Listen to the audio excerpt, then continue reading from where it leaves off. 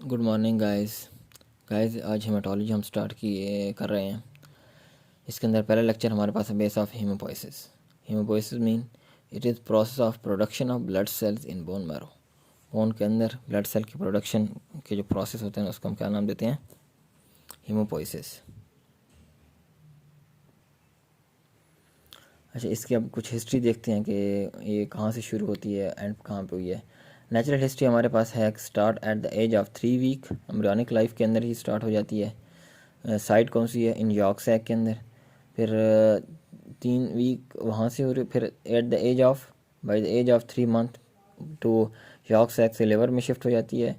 फिर from 3 to 9 month liver to spleen lymph node gonads at the age of 9 month. 9 month के बाद posterior aortic wall के अंदर आ जाती है। एट बर्थ हमारे पास eventually at bone, posterior aortic wall से बोन के अंदर आ जाती है। बर्थ के टाइम सारी बोन जो है ना इन्वॉल्व हो रही होती हैं किसके अंदर? हीमोपोइसिस के अंदर, ब्लड सेल की प्रोडक्शन के अंदर। बट अप टू प्यूबर्टी सिर्फ लॉन्ग बोन हमारे पास इन्वॉल्व होती है, लॉन्ग बोन और एक्सियल स्केलेटन। लॉन्ग बोन और एक्सियल स्केलेटन, इन दोनों का भी एक्सियल स्केलेटन के अंदर हमारे पास कौन सा है? वर्टिब्रल कॉलम्स है। लॉन्ग बोन और एक्सियल स्केलेटन का भी सिर्फ मिडुलरी पॉट जो होता है ना, मिडुलरी कैविटी जो होती है ना उनके अंदर, वहाँ जो है ना हीमोपोइसिस हो रही होती है। तो जिसको हम क्या नाम देते हैं? मिडुलरी हीमोपोइसिस। इसके अलावा है कि एक्स्ट्रा मिडुलरी हीमोपोइसिस। अगर इन केस यहाँ पे मिडुलरी इन बोन की मिडुलरी एरिया के अंदर ना हो रही हो तो फिर एक्स्ट्रा मिडुलरी हीमोपोइसिस क्या है? If due to any reason medullary haemopoiesis stop then start in liver, दोबारा शुरू हो जाती है लिवर के अंदर, स्प्लीन के अंदर, लिम्फ नोड के अंदर, गोनैड्स के अंदर, नाउन एज एक्स्ट्रा मिडुलरी हीमोपोइसिस। इसके बाद हम देखते हैं कि एक प्रोसेस और कौन से सेल इन्वॉल्व हो रहे हैं और बोन के अंदर क्या क्या प्रोसेस हो रहा है और कैसे हमारे ये बोन के अंदर जो सेल जो है ना वो प्रोड्यूस हो रही है या प्रोडक्शन हो रही है उनकी, ये हम देखते हैं। अच्छा जी, हमारे पास सबसे पहला जो सेल है बोन मैरो के अंदर pluripotent stem cell. Pluripotent stem cell दो के अंदर चेंज हो जाएगा, लिम्फाइड मल्टीपोटेंट स्टेम सेल और myeloid multipotent stem cell. Lymphoid multipotent stem cell को हम क्या नाम देते हैं? Self of lymphoid stem series. और myeloid stem multipotent stem cell को माइलाइड स्टेम सेल सीरीज का नाम भी देते हैं। अच्छा जी, सबसे पहले हम देखेंगे लिम्फाइड मल्टीपोटेंट स्टेम सेल। इसको हम 3 में डिवाइड कर देंगे, early pre B cells, common thymocytes और early natural killer cells. Early pre B cells को हम प्री बी सेल के अंदर, फिर बी लिम्फोसाइट के अंदर चेंज हो जाएगा, कॉमन थाइमोसाइट अर्ली थाइमोसाइट के अंदर, फिर टी थाइमोसाइट के अंदर चेंज हो जाएगा। Early natural killer cells mature natural killer cell के अंदर चेंज हो जाएगा। ये हमारे पास था लिम्फाइड मल्टीपोटेंट स्टेम सेल्स। अब हम देखते हैं myeloid stem multipotent stem cell, जिसको हमने क्या नाम दिया? Myeloid stem cell series. इसके अंदर हमारे पास कॉलोनी फॉर्मिंग यूनिट होते हैं, colony forming unit GM, colony forming unit E, colony forming unit EM. Colony forming unit GM दो में के अंदर ग्रेनुलोसाइड सीरीज और मोनोसाइड सीरीज। ग्रेनुलोसाइड सीरीज के अंदर सबसे पहले माइलोब्लास्ट, माइलोब्लास्ट से प्री माइलोसाइट, प्री माइलोसाइट से मेटामाइलोसाइट्स, मेटामाइलोसाइट से माइलोसाइट, फिर माइलोसाइट्स के लास्ट में आया था ग्रेनुलोसाइट्स। ग्रेनुलोसाइट फिर हमारे पास दो में डिवाइड हो जाएगा, न्यूट्रोफिल और बेजोफिल्स। दूसरी तरफ आ जाता है कि monocyte series, monoblast, pre monocyte, monocyte और ये सारा इस मोनोसाइट फिर आगे किस में ये होता है? माइक्रोफेज के अंदर। अच्छा, यहाँ एक पॉइंट आप समझ लें कि बेजोफिल्स हमारे जब ब्लड वेसल के अंदर होंगे ना ये सेल, इसको हम क्या नाम देंगे? बेजोफिल। लेकिन ये जब ब्लड वेसल से निकल के टिश्यूज़ के अंदर जाएगा इसको हम नाम दे देंगे mast cell. Basophil in vessel के अंदर होगा तो इसको बेजोफिल का नाम दिया, और जब वेसल से निकल के टिश्यूज़ के अंदर जाएगा तो इसको हम क्या नाम देते हैं? Mast cell. दोनों एक ही हैं, दोनों का काम क्या है? कंटेन हिस्टामीन्स और वेदो एक्टिव सब्सटेंस इनके ऊपर होते हैं।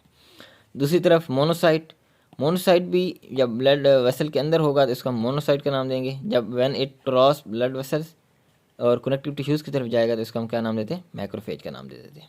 यहाँ तक समझ आ गई? फिर उसके बाद आता है कॉलोनी फॉर्मिंग यूनिट एओसिनोफिल्स। एओसिनोफिल्स सीरीज में एओसिनोब्लास्ट होगा, एओसिनोसाइट होगी और एओसिनोफिल होगा। फिर colony forming unit EM, erythrocyte series और मेगाकैरियोसाइट सीरीज। एरिथ्रोसाइट सीरीज के अंदर एरिथ्रोब्लास्ट, नॉर्मोब्लास्ट। नॉर्मोब्लास्ट को फिर हम 3 में डिवाइड करते हैं, अर्ली नॉर्मोब्लास्ट, इंटरमीडिएट और लेट नॉर्मोब्लास्ट। अर्ली नॉर्मोब्लास्ट बेजोफिलिक में चेंज हो जाएगा, इंटरमीडिएट पॉलीक्रोमैटिक में और लेट के अंदर हमारे पास आर्थोक्रोमैटिक। ये जो इंटरमीडिएट है ना, यही आगे जाके फिर किस में चेंज हो जाएगा, पॉलीक्रोमेटिक रेटिकुलोसाइट, रेटिकुलोसाइट फिर आगे किस में चेंज हो जाएगा, आरबीसी और एरिथ्रोसाइट के अंदर। अब रेटिकुलोसाइट क्या हो, रेटिकुलोसाइट्स हेमाटोलॉजी के अंदर काफ़ी दफ़ा ये टर्म यूज़ होती है। रेटिकुलोसाइट्स इमेच्योर आरबीसीज हैं, जिनको हम क्या नाम देते हैं, बीबी आरबीसी। हम मुख्तलिफ आगे डिजीज़ देखेंगे जिनके अंदर रेटिकुलोसाइट कम हो रहा है या ज़्यादा हो रहा है, वो हम आगे देखेंगे। फिर आ जाता है मेगाकैरियोसाइट्स। मेगाकैरियोसाइट्स के लिए मेगाकैरियोब्लास्ट, मेगाकैरियोब्लास्ट के बाद उसके बाद क्या आ जाता है, मेगाकैरियोसाइट। मेगाकैरियोसाइट से प्लेटलेट्स वगैरह बनते हैं। ये सारा जो है ना हमारे पास हीमोपोइसिस प्रोसेस हो रहा है किसके अंदर, बोन मैरो के अंदर। अच्छा, उसके बाद अब हम यहाँ देखते हैं कि ग्रेनुलोसाइट सेल्स। अब ग्रेनुलोसाइट सेल कौन से होते हैं, हमारे पास 3 किस्म के हैं, न्यूट्रोफिल, बेसोफिल और एओसिनोफिल। इनके अंदर ग्रैन्यूल्स होते हैं, granules in cytoplasm and get stain, ये गेट स्टेन भी हो जाते हैं। अच्छा, एक ग्रेनुलोसाइट्स हमारे पास कौन से हैं, लिम्फोसाइट और monocytes. They do have granules but they do not get stain. इनके अंदर ग्रैन्यूल्स होते हैं बहुत बड़े बड़े, लेकिन they do not get stain. जो स्टेन हो रहे हैं उनको ग्रेनुलोसाइट सेल कहेंगे, जो स्टेन नहीं हो रहे हैं उनको एक ग्रेनुलोसाइट सेल कहेंगे। अच्छा जी, अब जो सेल यहाँ हमारे बोन मैरो के अंदर बन रहे हैं कि क्या ये सारे इधर ही स्ट्रक्चरली और फंक्शनली मैच्योर होते हैं या नहीं होते, हम देखते हैं कि all cells which are form in bone marrow are structurally and functionally mature except B and T lymphocyte. अच्छा जी, सारे सेल जो है ना वो बोन मैरो के अंदर ही मैच्योर और फंक्शनली और स्ट्रक्चर मैच्योर हो रहे हैं, लेकिन बी एंड टी लिम्फोसाइट के अलावा। अच्छा जी, T and B lymphocyte which are only structurally mature, the for functional maturation T lymphocyte goes to thymus, lymphoid organ के अंदर चले जाएगा। ठीक है, टी थाइमोसाइट्स सबसे पहले हम देखेंगे टी लिम्फोसाइट। टी लिम्फोसाइट कहाँ जाके मैच्योर हो रहा है, थाइमस के अंदर। अब टी लिम्फोसाइट को टी लिम्फोसाइट इसलिए कहते हैं कि इसके ऊपर रिसेप्टर होते हैं, CD4 receptors present, receptor present on T cells. इसके ऊपर रिसेप्टर होते हैं, इसको हम टी लिम्फोसाइट का नाम देते हैं। इसके आगे कुछ टाइप्स हैं, killer T cell, suppressor T cell और आगे आया था helper T cells. Killer T cells के अंदर इसको हम दूसरा नाम है एंटीजन प्रेजेंटिंग सेल भी है, इसको हम नाम देते हैं। और दूसरा इसका काम क्या है, फेगोसाइट्स करना, ईट करना। नेचुरल किलर सेल, फेगोसाइट के अंदर हमारे पास 3 सेल आते हैं, natural killer cell, monocyte, macrophage. अच्छा जी, most important antigen presenting cell क्या है हमारे पास, मैक्रोफेज और मोनोसाइट। ये 3 ही हैं, लेकिन मोस्ट कॉमन जो है हमारे पास मैक्रोफेज और मोनोसाइट है। फिर आया था suppressor T cell, provide self tolerance to not to attack on body tissues. अब टी सेल बन रहा है थाइमस के अंदर, मैच्योर हो रहा है, तो अब उसने ये इसका काम क्या है कि सेल्फ ये ना सिर्फ किलिंग करना है, फेगोसाइड करना है, बल्कि उसने सेल्फ टॉलरेंस भी देखनी है, किसको खाना है किसको नहीं खाना। ये सेल्फ टॉलरेंस है, किसको किल करना है किसको किल नहीं करना। तो self tolerance one of the base of the autoimmune disease can be suppress T cell. Autoimmune disease कौन सी होती हैं, वो डिजीज़ होती हैं जिनमें हमारा अपना इम्यून सिस्टम अपनी ही बॉडी के किसी पार्ट को या किसी हिस्से को फेगोसाइड कर रहा होता है। क्यों, उसके अंदर जो हमारे पास सप्रेसर टी सेल है ना, वो क्या हो जाता है, सप्रेस हो जाता है, leading to loss of self tolerance. Self tolerance नहीं होती, सप्रेसर टी सेल नहीं होता तो सेल्फ टॉलरेंस नहीं रहेगी, सेल्फ टॉलरेंस नहीं रहती, ऑटो इम्यून डिजीज़ होगी। मास्टीनिया ग्रेविस, मास्टीनिया ग्रेविस सबसे पहले ये है associated with thymus disease, thymoma. Thymoma के अंदर क्या हो रहा है कि सप्रेसर सेल मैच्योर नहीं हो रहा है, नहीं बन रहा, और इसकी वजह से क्या हो जाता है, ऑटो अटैक हो जाता है। फिर इसके बाद आता है हेल्पर टी सेल्स।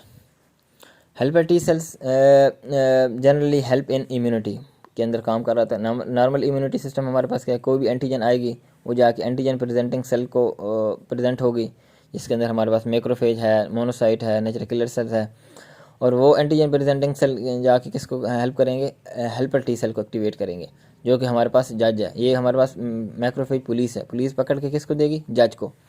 जज ने फैसला करना है, वो जो जज है उसको क्या नाम देते हैं, helper T sales.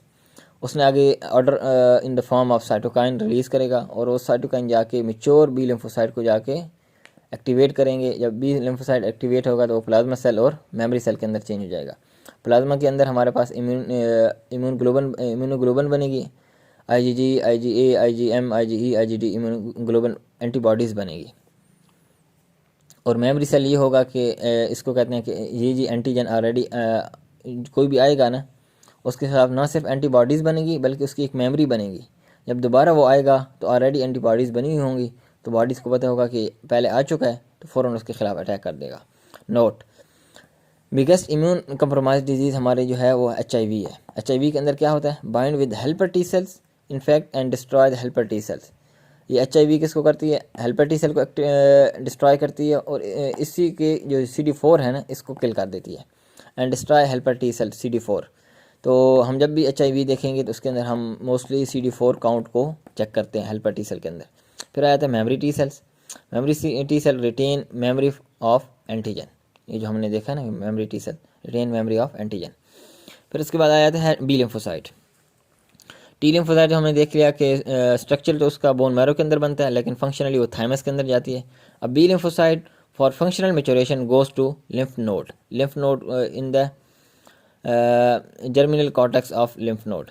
Lymph node को भी हम जब स्ट्रक्चर पढ़ते हैं तो उसका भी एक सेंटर होता है और एक कॉर्टेक्स होता है, तो यहाँ क्या है, germinal cortex of lymph node के अंदर। अब बी लिम्फोसाइट हमारे पास क्या है, सबसे पहले small B lymphocyte. Small B lymphocyte किसके अंदर चेंज होगा, स्मॉल क्लीव्ड बी लिम्फोसाइट।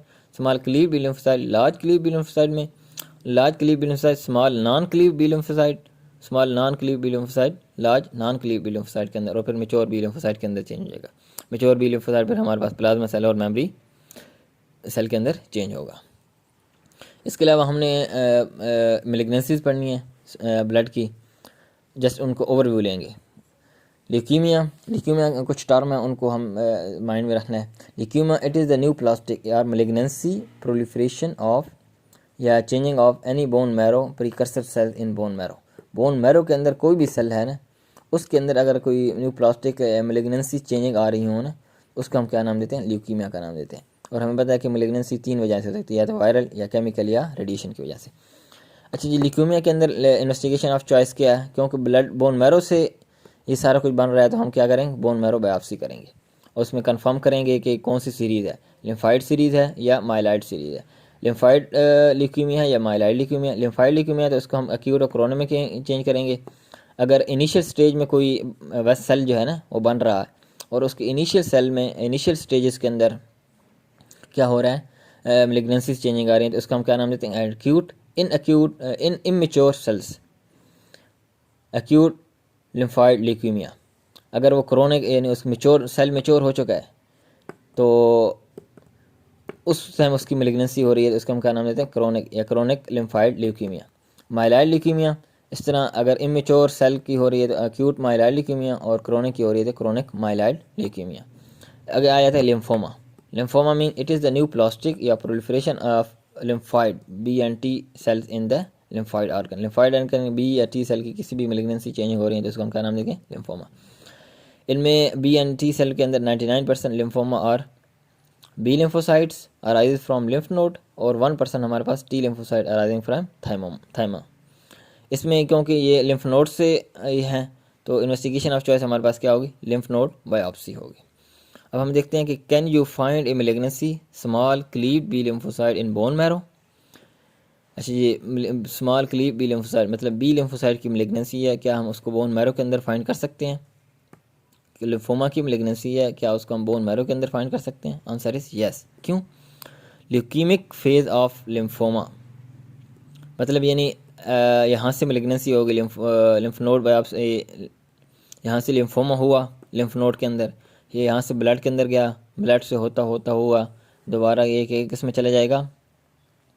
जिस तरह दूसरे हमारी मेलिग्नेंसीज हैं वो मेटास्टाइज होती हैं ना, अब लंग से वो किधर जीआईटी के अंदर जा सकती हैं, जीआईटी से बोन के अंदर जा सकती हैं, बोन से इस तरह ब्रेन के अंदर जा सकती हैं।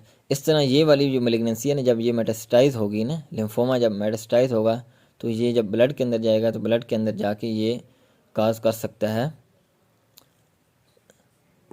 ल्यूकीमिक फेज कर सकता है, ल्यूकीमिक फेज ऑफ लिम्फोमा। क्यों, जब कोई लिम्फोमा मेटास्टाइज होता है बोन मैरो के अंदर, लिम्फोमा मेटास्टाइज होकर बोन मैरो के अंदर पहुंच गया, बोन मैरो के अंदर जाके फिर वो जब ब्लड में जाएगा तो वो उससे क्या हो जाएगा, ल्यूकीमिक फेज ऑफ लिम्फोमा।